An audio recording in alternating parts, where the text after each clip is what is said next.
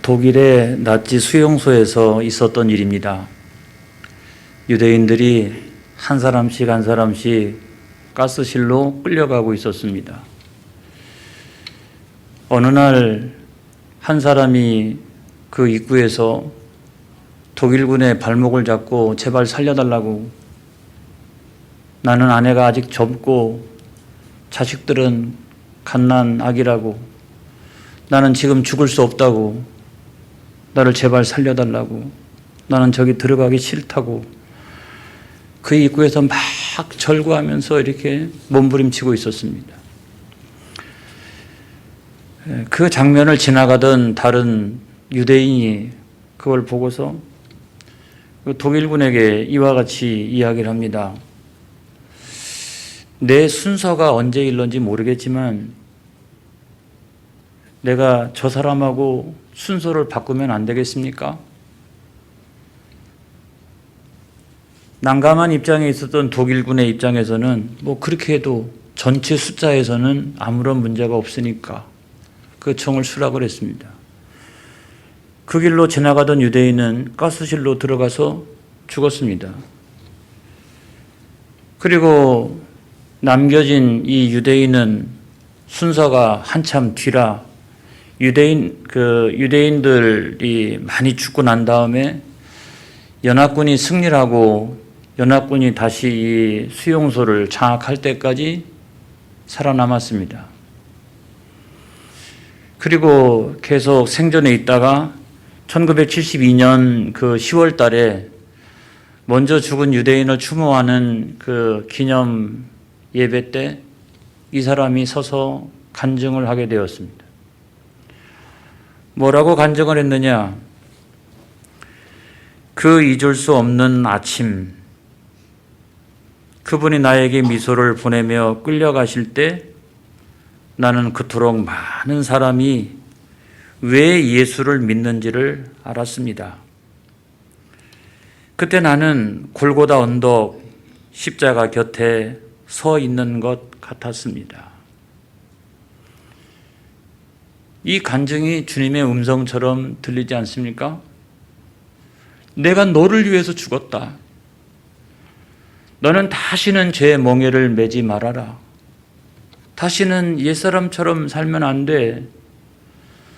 너는 구원을 받은 자답게, 영생을 소유한 자답게, 천국을 가진 자답게 살아야 한다. 저는 이 간증을 통해서 그런 주님의 음성이 들려오는 것 같았습니다.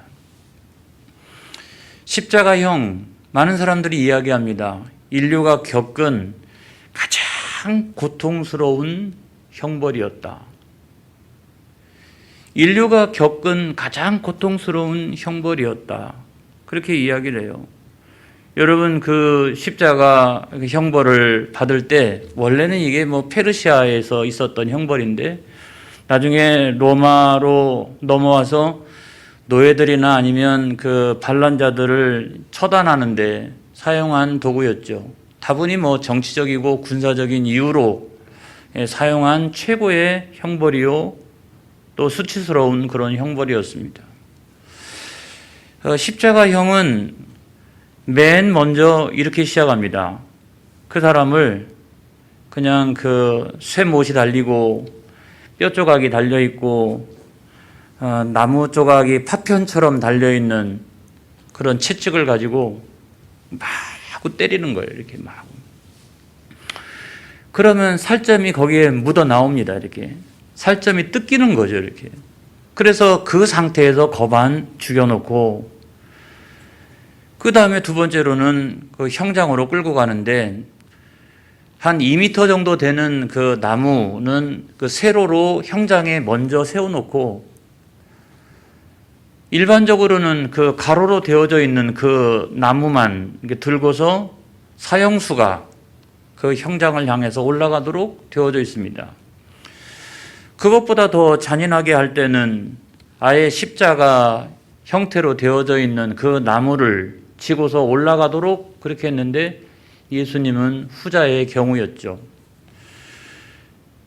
그 형장에 도착하고 나면 이렇게 큰 대못을 가지고 손바닥하고 그다음에 발목에다가 발 뒤꿈치에다가 대못을 박습니다. 시간이 지나가면서 체중이 무거우니까 점점 밑으로 내려가기 시작하고 손이 갈라지고 발이 찢기고 이러면서 혈액순환이 안 되어지니까 머리가 아파오기 시작하고 또 가슴에 굉장히 많은 통증을 갖기 시작을 합니다. 그리고 호흡이 가빠오기 시작하고 말로 다 할 수 없는 그런 갈증을 느끼게 됩니다. 그런 상태로 상당히 오랫동안 견디는 사람이 있는가 하면 예수님은 성경에 볼 때 한 6시간이죠. 6시간 정도를 견디셨던 것 같아요. 그리고 운명을 하셨습니다.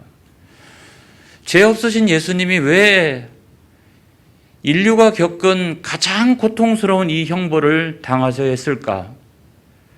해부학자들은 이 십자가의 형벌이야말로 가장 지독한 고문이다라고 이야기할 정도였습니다. 그것은 다른 것이 아닙니다. 우리의 죄를 대신해서 예수님께서 지옥의 고통을 맛보신 줄로 믿습니다. 그거를 우리가 신학적인 용어로 지옥 강화다 이렇게 얘기를 합니다. 예수님께서 지옥으로 내려가셨다라고 하는 것은 그와 같은 엄청난 고통을 당하신 것이다. 여러분, 이것을 예수님 근처에서 가장 많이 지켜본 사람, 가장 가까이에서 지켜본 사람이 아무래도 사도 베드로라고 생각합니다.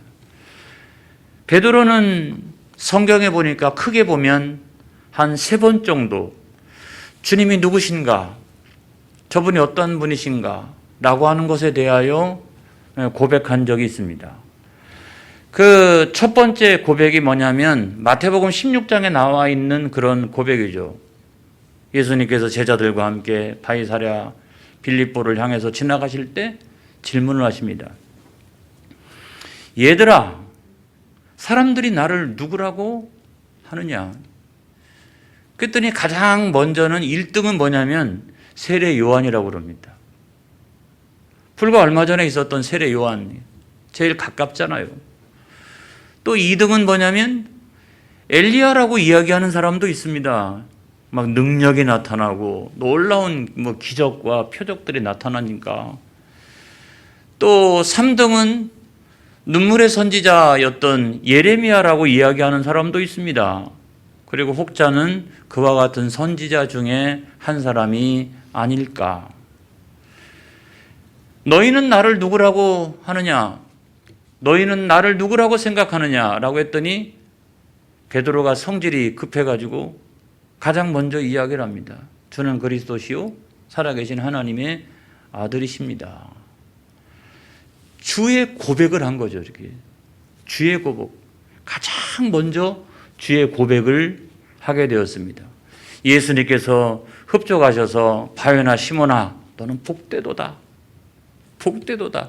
이것을 알게 하신 이는 혈육이 아니요 하늘에 계신 내 아버지시니라.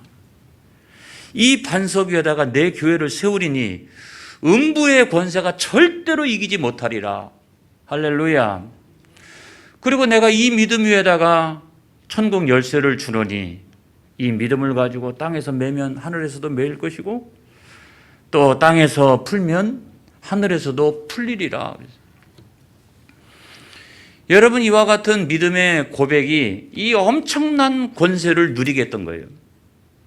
여러분, 우리는 돈도 없고 명예도 없고 세상에 지식도 대단하지 않지만 돈 주고 살 수 없는, 값 주고 살 수 없는 이 엄청난 권세는 내 믿음 때문에, 할렐루야, 내가 이 믿음의 고백을 통해 가지고 세상에도 절대로 얻을 수 없는 놀라운 권세를 누리게 되는 줄로 믿습니다. 할렐루야. 그래서 우리는 인생의 어느 순간인가 누가 천도를 했던, 또한 부모님이 예수 믿어서 저절로 교회를 나갔던, 아무튼 어떤 계기를 통해서 인격적으로 내가 예수님을 만나게 되었어요. 그래서 내가 이성을 가지고 내 입술로 주는 그리스도시요 살아계신 하나님의 아들이십니다. 여러분, 그 고백이 절대로 간단한 고백이 아니라고 하는 것을 믿으시기 바랍니다. 그 고백을 통해서 하늘이 열리는 거예요. 그 고백을 통해서 세상에도 얻을 수 없는 놀라운 권세를 우리가 소유하게 되는 줄로 믿습니다. 그래서 우리는 능히 사망 죽음 권세를 이기면서 저 영원한 천국으로 침노할 수가 있는 거예요.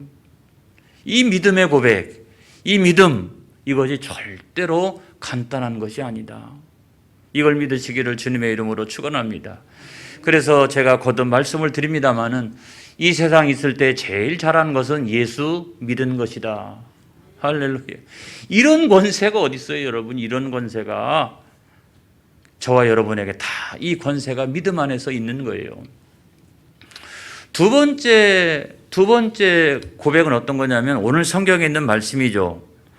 자, 오늘 성경에 있는 말씀인데 이거는 그 최후의 만찬, 마지막 만찬 중에 하셨던 말씀입니다. 만찬을 막 이제 6월절 만찬 이거를 하고 있다가 예수님께서 두 가지 이야기를 합니다. 하나는 뭐냐면 너희 중에 한 사람이 나를 팔리라 그랬어요. 밥을 막 먹고 있는데 지금 막 즐겁게 이야기를 하고 있는데 예수님께서 하신다는 말씀이 너희 중에 한 사람이 나를 팔리라 그러니까 거기 있는 제자들이 한결같이 뭐라고 이야기합니까? 주여, 나는 아니죠. 우리 충청도 버전으로 얘기하면 나는 아니죠. 이런 거죠. 다 이렇게 나는 아니죠. 나는 아니죠. 사람들이 다 그렇게 이야기합니다. 그랬더니 예수님께서 조금 좁혀서 말씀하세요. 나와 함께 그릇에 손을 넣는 그가 나를 팔리라. 여러분 어떤 사람은 지금 숟가락을 들고 있는 사람도 있고 어떤 사람은 그릇에다 손을 넣는 사람도 있고 아니면 어떤 사람은 막 이렇게 말을 이렇게 앞사람하고 대화를 나누고 있는 그런 사람도 있을 수 있습니다.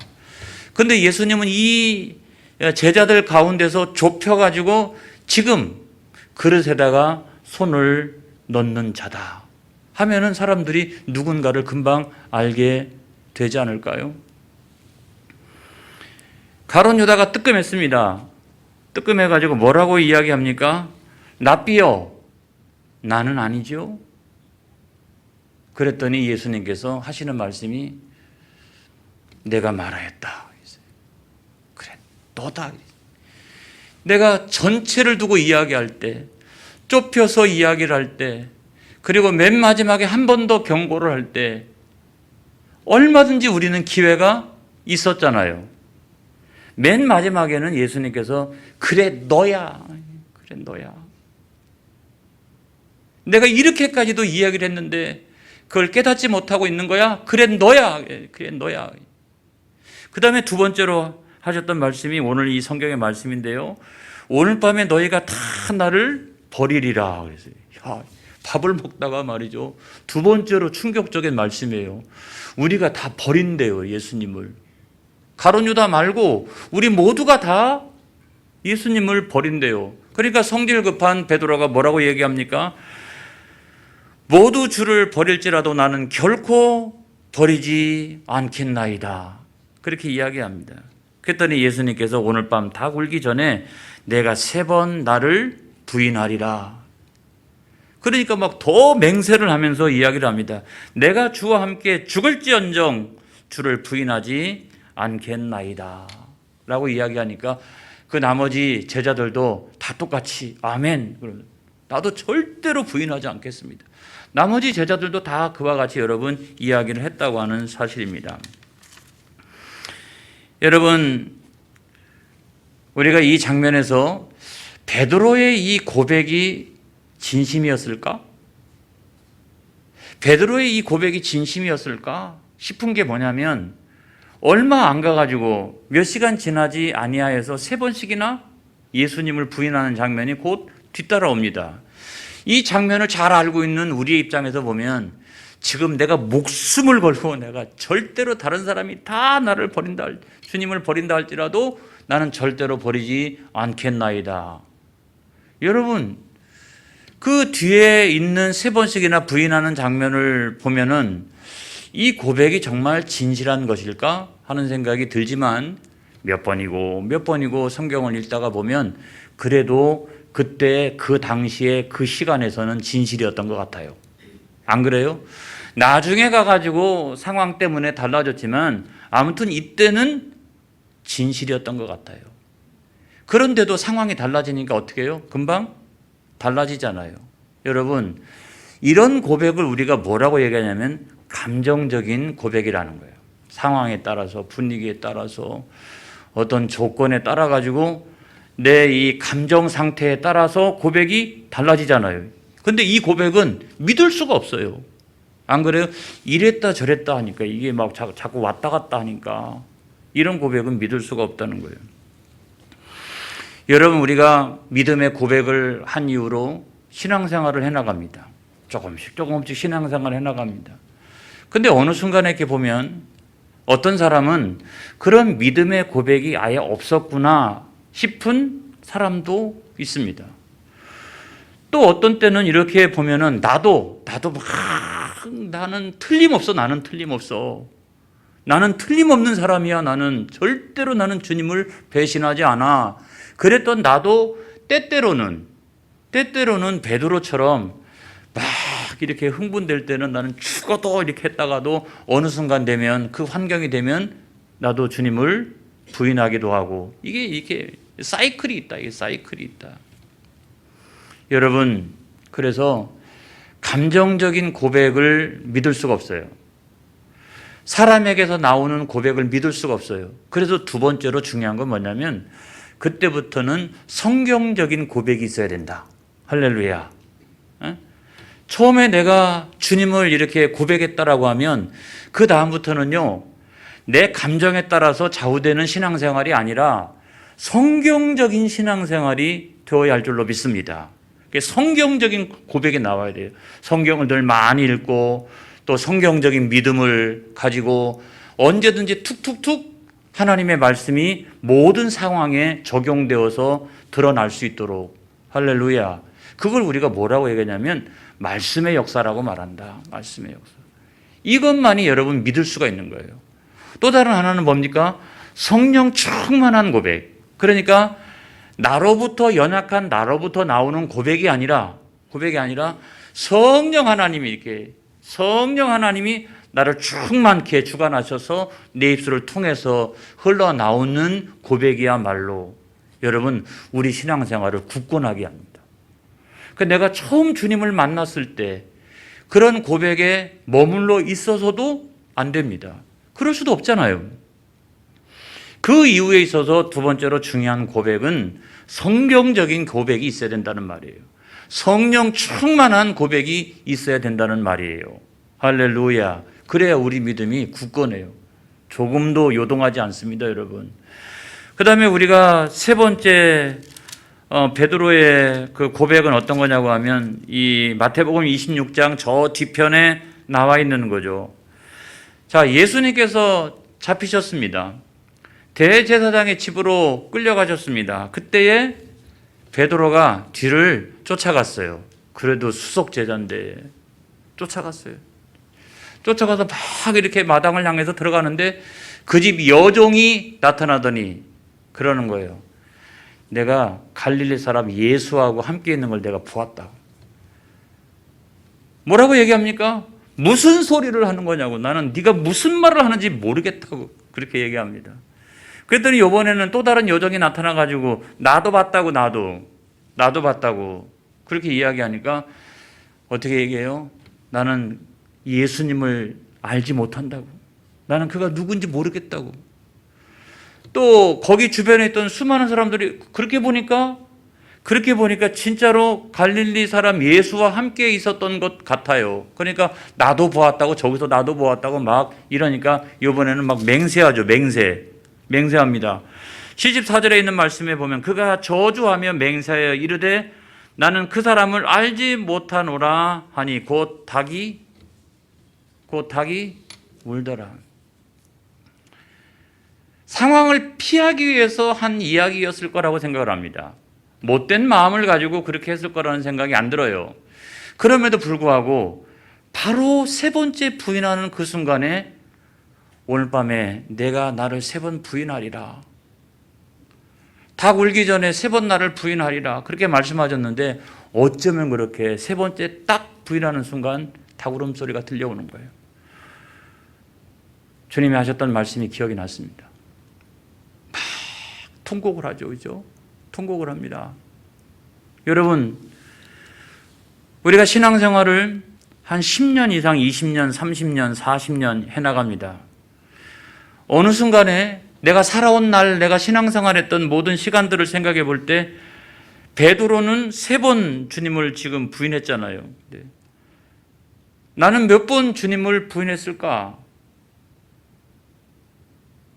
나는 몇 번이나 주님을 부인했을까? 여러분, 수도 없어요. 나 예수 안 믿는 사람이에요. 그리고 전혀 예수 안 믿는 사람처럼 그렇게 행동하면서 우리의 삶과 행동과 말과 행실을 통해 가지고 내가 예수님을 부인한 적을 따져보면 베드로 3번이지만은 우리는 무지무지하게 많을 거예요. 여러분, 그런 가슴 아픈 통곡이 있는 이 밤이 되어지기 바랍니다. 저는 이것을 통곡의 고백이다 라고 생각을 해요. 가끔은 그 통곡이 우리의 신앙생활을 되돌립니다, 여러분. 그 철저한 그 통곡이 우리에게 회개를 일으키고 우리로 하여금 다시 주님께로 나아가도록 하는 어떤 동기를 부여합니다, 여러분. 여러분 얘기는 하지 않겠어요. 제 이야기를 좀 하려고 그래요. 여러분, 저는 원래가 다른 일을 하려고 그랬어요. 다른 일을. 원래는 화가가 됐으면 좋겠다. 그리고 공사를 가가지고 파일럿이 됐으면 좋겠다. 근데 나중에는 선생님도 그렇게 이야기하고, 야, 너는 교사가 딱이야.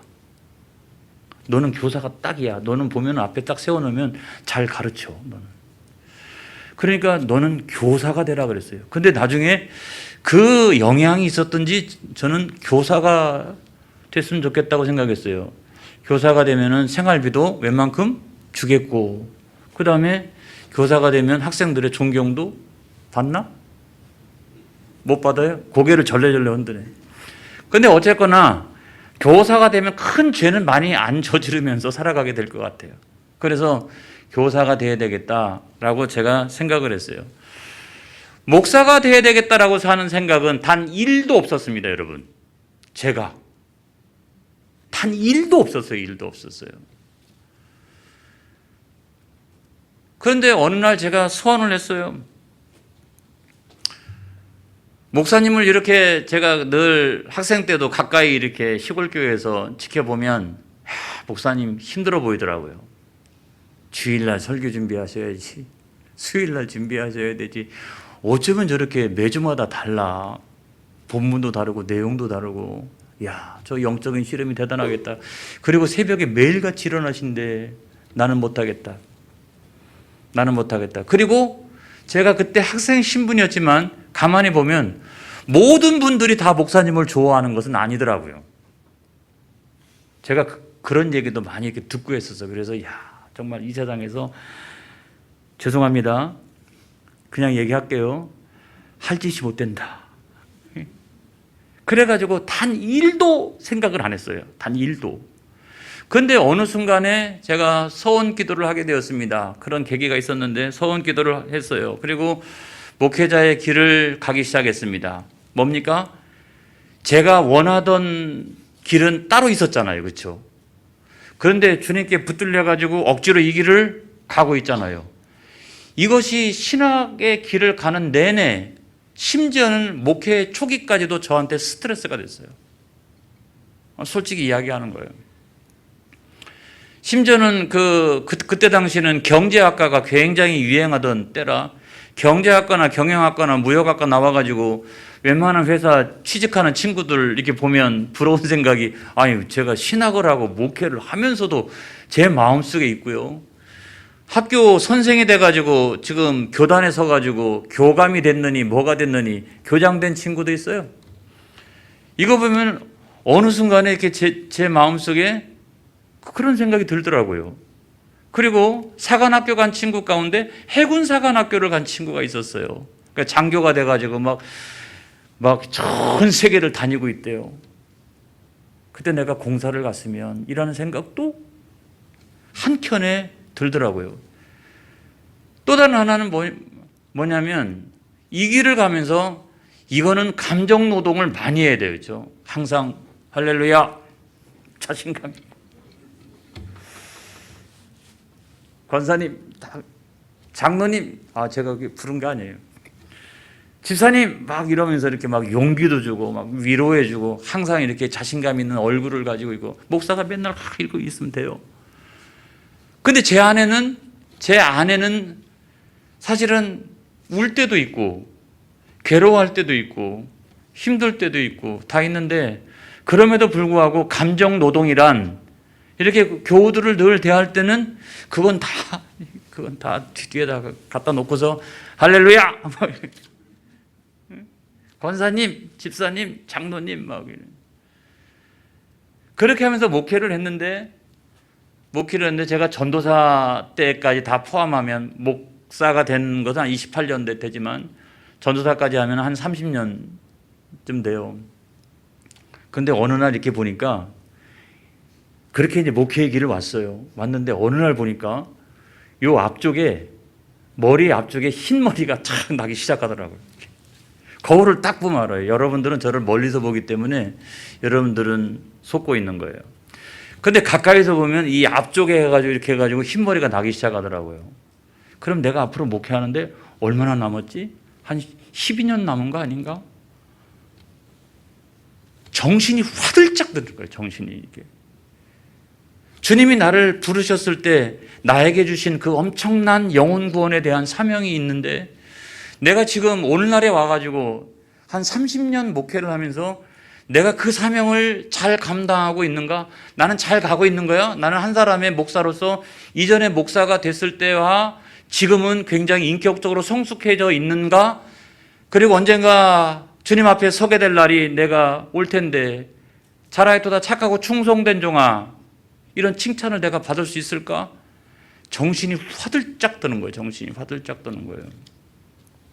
여러분, 올라가는 사람이 있고 내려가는 사람이 있습니다. 베드로의 신앙의 고백의 유형을 보면 처음에는 주의 고백으로서 시작했죠. 이야, 엄청난 고백을 했잖아요. 두 번째 고백은 여러분 어떤 것이었습니까? 나중에 세 번째 고백은 통곡하는 그런 고백을 하고 있는 것을 볼 수가 있잖아요. 그러니까 점점 이 고백이 점점점 밑으로 내려가고 있어요. 이 고백이. 여러분, 고백이 점점 올라가야 될 줄로 믿습니다. 우리가 이런 정도 신앙생활을 하면은 내가 어디를 향해서 지금 가고 있는지, 하나님이 나에게 부여해 주셨던 사명은 어떤 것인지, 이런 것들을 명확하게 내가 붙들고 앞을 향해서 여러분 나아가는, 그래서 여러분의 신앙의 고백이 날마다 업되는 그런 여러분들이 되어지기를 바랍니다. 이쯤 신앙생활 했는데 내가 지금 잘 가고 있는 거야? 내 사명은 뭐지? 내가 지금 뭐 하고 있는 거지? 라고 생각하면 큰일 난다는 거예요. 큰일 난다는 거예요. 여러분, 저와 여러분의 신앙의 고백이 자꾸 위를 향하여 올라가는 저와 여러분 되어지기를 바랍니다. 우리가 매년 성금요일에 주님의 십자가 고난을 바라보면서 저 엄청난 은혜를 통하여서 내가 받은 은혜와 사랑이 너무나 큰데 내가 주님을 위하여 나는 무엇을 드릴까? 그걸 다시 한번 결단하는 은혜의 시간이 되어지기를 축복합니다. 우리 다 같이 기도하겠습니다.